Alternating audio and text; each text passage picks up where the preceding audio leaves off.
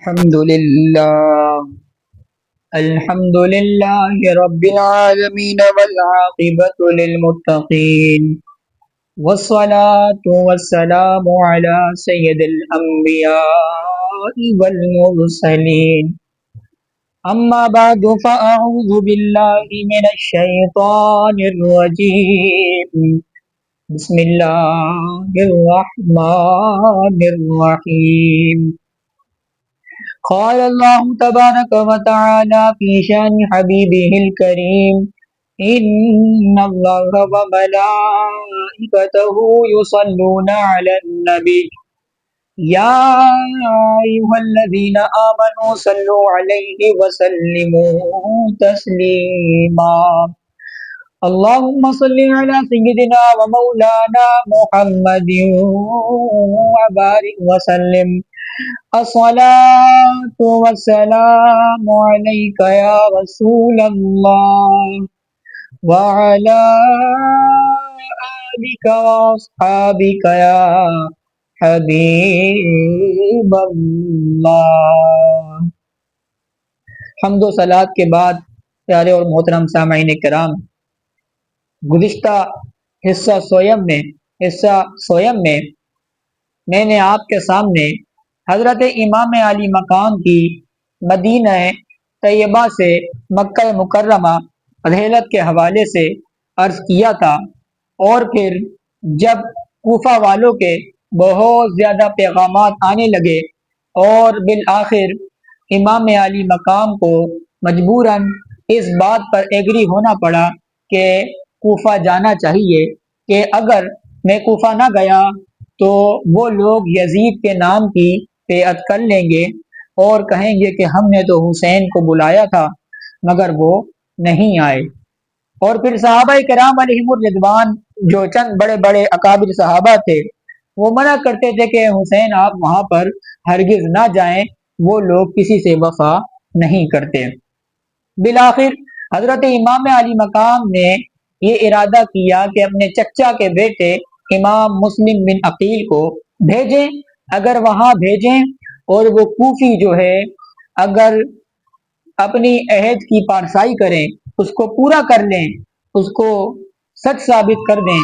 تو ٹھیک ہے، ہم وہاں پہنچ جائیں گے، لیکن اگر وہ بے وفائی کریں تو ہمیں ایک شرعی عذر مل جائے گا اور ہم وہاں نہ جائیں گے۔ بالآخر حضرات گرامی، حضرت امام مسلم بن عقیل کی امام علی مقام نے کوفہ روانگی کی۔ اس درس میں انشاءاللہ آپ کو یہ سنانے کی سعادت حاصل کرتا ہوں۔ حضرات گرامی، اس بنا پر امام علی مقام نے حضرت مسلم بن عقیل کو کوفہ روانہ فرمایا اور اہل کوفہ کو تحریر فرمایا کہ تمہارے بلانے پر ہم حضرت مسلم رضی اللہ تعالیٰ عنہ کو روانہ کرتے ہیں، ان کی نصرت و حمایت تم پر لازم ہے۔ حضرت مسلم جب روانہ ہونے لگے تو ساتھ ہی آپ کے دو فرزند محمد اور ابراہیم رضی اللہ تعالیٰ عنہما، جو اپنے باپ کے بہت پیارے بیٹے تھے، اس سفر میں آپ کے ہمراہ ہو لیے۔ حضرت مسلم جب کوفہ پہنچے تو وہاں پر مختار بن ابی عبید کے مکان پر قیام فرمایا۔ آپ کی تشریف آوری کی خبر سن کر جوک در جوک مخلوق آپ کی زیارت کو آئی۔ حضرات گرامی، جوک در جوک لوگ آنے لگے، یہاں تک کہ 12,000 سے زیادہ تعداد نے آپ کے دست مبارک پر امام حسین کی بیعت کر لی۔ میرے دوستوں اور بزرگوں، حضرت امام مسلم بن عقیل جب کوفہ پہنچے اور مختار بن ابی عبید کے گھر میں آپ نے قیام فرمایا، جب لوگوں کو خبر پہنچی کہ امام علی مقام کی طرف سے امام مسلم بن عقیل کوفہ تشریف لائے، وہ لوگ جوک در جوک آنے لگے اور امام مسلم بن عقیل کے ہاتھ پر امام علی مقام کی بیعت کرنے لگے۔ حضرت مسلم نے اہل عراق کی عقیدت دیکھی، محبت دیکھی، اور فی الفور امام علی مقام کی جناب میں عریضہ لکھا، جس میں یہاں کے حالات کی اطلاع دی، اور امام علی مقام سے آپ نے یہ التماس کی فرمایا کہ ضرورت ہے جلد تشریف لائیں تاکہ بندگان خدا ناپاک کے شر سے محفوظ رہیں اور دین حق کی تائید ہو، مسلمان امام حق کی بیعت سے مشرف و فیضیاب ہو سکے۔ حضرات گرامی، امام مسلم بن عقیل نے تو وہ منظر دیکھا تھا کہ جو در چوکاتے امام علی مقام کے نام کی بیعت کرتے، اور اتنوں نے بیعت کی، چند گھنٹوں میں 12,000 سے زیادہ لوگوں نے امام علی مقام کے نام کی بیعت کر لی۔ تو یہ صورتحال تو یہی بتا رہی ہے کہ سارے کے سارے امام علی مقام کے محبین ہیں اور ان کی آمد کے منتظرین ہیں کہ امام آئے اور ان کی بیعت کریں، ان کے قدموں میں گر جائیں۔ حضرات گرامی، امام علی مقام نے وہ عریضہ، امام مسلم بن عقیل نے وہ عریضہ روانہ کیا۔ اہل کوفہ کا یہ جوش دیکھ کر حضرت نعمان بن بشیر صحابی، جو اس زمانے میں حکومت شام کی جانب سے کوفہ کے والی تھے، اہل کوفہ کو مطلع کیا کہ یہ بیعت یزید کی مرضی کے خلاف ہے اور وہ اس پر بہت بھڑکے گا، لیکن اتنی اطلاع دے کر ضابطے کی کارروائی پوری کر کے حضرت نعمان بن بشیر خاموش ہو بیٹھے اور اس معاملے میں کسی قسم کی دست اندازی نہ کی۔ حضرات گرامی، مسلم بن یزید حضرمی اور عمار بن ولید بن عقبہ نے یزید کو اطلاع دی کہ حضرت مسلم بن عقیل تشریف لائے ہیں اور اہل کوفہ ان کی محبت و عقیدت کا جوش و دم بھرنے والے ہیں۔ دن بدن لوگوں کا ان کی طرف جوش بڑھتا جا رہا ہے۔ ہزارہ آدمی ان کے ہاتھ پر امام حسین کی بیعت کر چکے ہیں اور نعمان بن بشیر نے اب تک کوئی کارروائی ان کے خلاف نہیں کی، نہ کوئی تدابیر عمل میں لائے وہ۔ حضرات گرامی، جب یزید کو خبر پہنچی کہ امام علی مقام کی طرف سے امام مسلم بن عقیل کوفہ تشریف لے آئے اور کوفہ کے والی حضرت نعمان بن بشیر نے ان سے ایک دو باتیں کی، اس کے بعد انہوں نے کوئی کارروائی عمل میں نہ لائی۔ جب یزید کو یہ خبر پہنچائی تو یزید نے کیا کیا، فی الفور اطلاع پاتے حضرت نعمان بن بشیر کو ان کے منصب سے معزول کر دیا اور عبید اللہ بن زیاد کو، جو اس کی طرف سے بصرہ کا والی تھا، ان کا قائم مقام کیا۔ عبید اللہ بن زیاد بہت مکار و قیاد تھا۔ وہ بصرہ سے روانہ ہوا اور اس نے اپنی فوج حضرات گرامی قادسیہ میں چھوڑی اور خود حجازیوں کا لباس پہن کر اونٹ پر سوار ہوا اور چند آدمی ہمراہ لے کر شب کی تاریکی میں مغرب و عشاء کے درمیان اس راہ سے کوفہ میں داخل ہوا جس سے حجازی قافلے آیا کرتے تھے۔ آپ دیکھیں، چال بازی دیکھیں، ابن زیاد کتنا بدبخت تھا کہ اس نے دیکھا کہ یہاں سے راستہ ہے امام علی مقام کے آنے کا، وہاں پر اس نے مکاری سے کیا کیا، حجازی لبادہ اوڑا اور حضرات گرامی وہ وہاں پر داخل ہوا۔ اس مکاری سے اس کا مطلب یہ تھا کہ اس وقت اہل کوفہ میں بہت جوش ہے، ایسے طور پر داخل ہونا چاہیے کہ وہ ابن زیاد کو نہ پہچانے اور یہ سمجھے کہ حضرت امام حسین رضی اللہ تعالیٰ نے تشریف لے آئے تاکہ وہ بے خطرہ و اندیشہ امن و عافیت کے ساتھ کوفہ میں داخل ہو جائیں۔ چنانچہ ایسا ہی ہوا۔ اہل کوفہ جن کو ہر لمحہ حضرت امام علی مقام کی تشریف آوری کا انتظار تھا، انہوں نے دھوکہ کھایا اور شب کی تاریکی میں حجازی لباس اور حجازی راہ سے آتا دیکھ کر سمجھے کہ حضرت امام علی مقام تشریف لے آئے، نعرے بلند کر دیے، خوشی سے بلند ہو گئے اور نعرے لگاتے تھے، مرحبا بک یا ابن رسول اللہ، اور کہتے قدمت خیر مقدم، ان کا شور مچانے لگے، نعرے لگانے لگے، خوش آمدید اللہ کے رسول کے شہزادے، خوش آمدید، خیر مقدم، ویلکم کہنے لگے۔ حضرات گرامی، یہ مردود دل میں تو جلتا رہا اور اس نے اندازہ کر لیا کہ کوفیوں کو حضرت امام کی تشریف آوری کا انتظار ہے اور ان کے دل ان کی طرف مائل ہیں، مگر اس وقت کی مصلحت سے خاموش رہا تاکہ ان پر اس کا مکر کھل نہ جائے، یہاں تک کہ دارالامارہ گورنمنٹ ہاؤس میں داخل ہو گیا۔ اس وقت کوفی یہ سمجھے کہ یہ حضرت نہ تھے بلکہ ابن زیاد اس فریب کاری کے ساتھ آیا۔ اس وقت ان پر ظاہر ہوا یہ بدبخت تھا، یہ امام علی مقام نہیں تھے، اس نے لبادہ امام علی مقام کا اوڑا اور یہ کھڑا ہو گیا کہ لوگ اس دھوکے میں میری بیعت کرتے چلے جائیں اور مجھے معلوم ہو جائے یہ کیسے امام کے عاشق ہو چکے ہیں۔ حضرات گرامی انہیں جب یہ معلوم ہوا کہ یہ تو بدبخت تھا، وہ حسرت و مایوسی ہوئی انہیں، رات گزار کر صبح کو ابن زیاد نے اہل کوفہ کو جمع کیا اور حکومت کا پروانہ پڑھ کر انہیں سنایا اور یزید کی مخالفت سے ڈرایا دھمکایا، طرح طرح کے ہیلوں سے حضرت مسلم کی جماعت کو منتشر کر دیا۔ وہ جو 12,000 سے بھی زیادہ لوگ حضرت مسلم کے ہاتھ پر امام علی مقام کی بیعت کر چکے تھے، اس بدبخت نے سازشوں کے ذریعے ان سب کو امام مسلم بن عقیل سے دور کر دیا۔ حضرت امام مسلم بن عقیل نے ہانی بن عروہ کے مکان میں اقامت فرمائی اور ابن زیاد نے محمد بن اشعث کو ایک بڑی فوج کے ساتھ ہانی کے مکان پر بھیج کر اس کو گرفتار کرا منگایا۔ میرے دوستوں اور بزرگوں، حضرت امام مسلم بن عقیل جب ہانی بن عروہ کے مکان میں پہنچے، وہاں پر ٹھہرے، اور جب ابن زیاد نے ہانی بن عروہ کے گھر میں ایک لشکر بھیج دیا محمد بن اشعث کے ساتھ، اور وہ کس لیے کہ امام مسلم بن عقیل کو گرفتار کر کے لے آؤ۔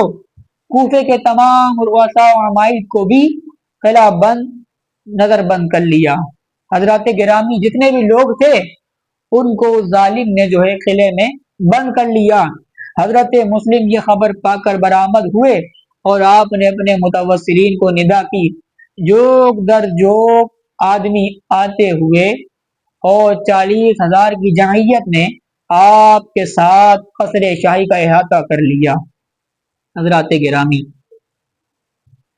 امام مسلم بن عقیل نے ندا فرمائی اور جتنے لوگوں نے حضرت امام مسلم بن عقیل کے ہاتھوں پر امام علی مقام کے نام کی بیعت کی تھی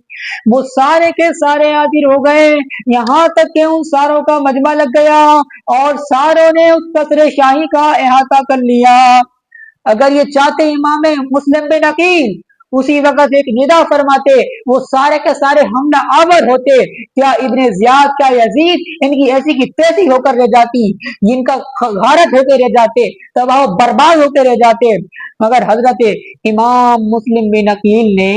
ایسا نہیں کیا۔ اور یاد رکھیے گا حضرات گرامی، اس وقت امام مسلم بن عقیل نے قلعے کا احاطہ تو کر لیا،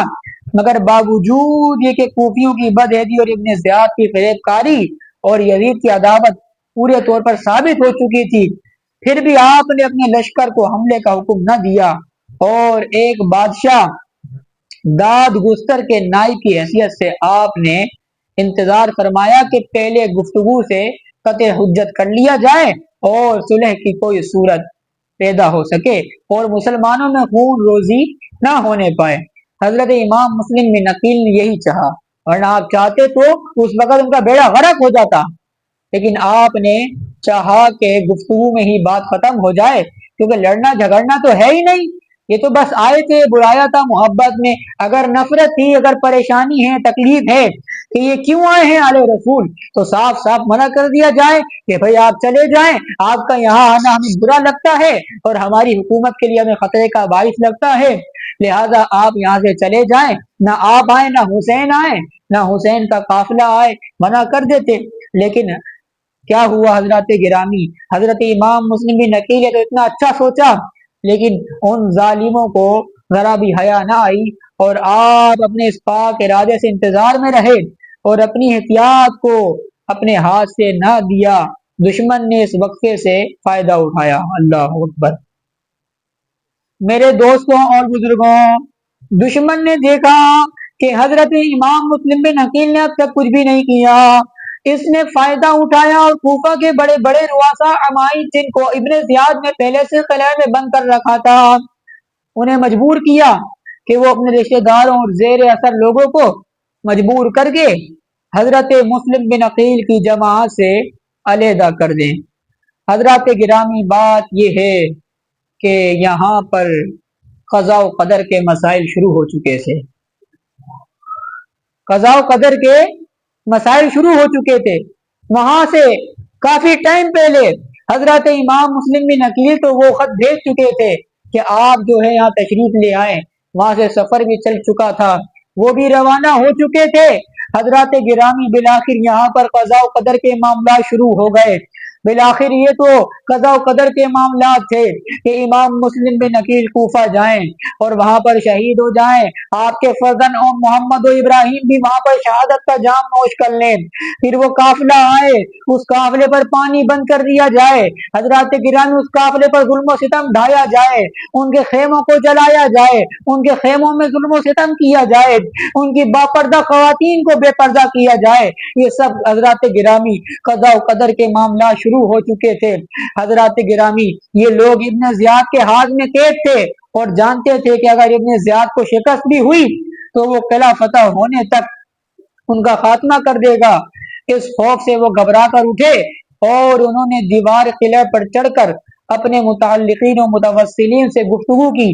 اور انہیں حضرت مسلم رضی اللہ تعالیٰ عنہ کی رفاقت چھوڑ دینے پر انتہا درجے کا زور دیا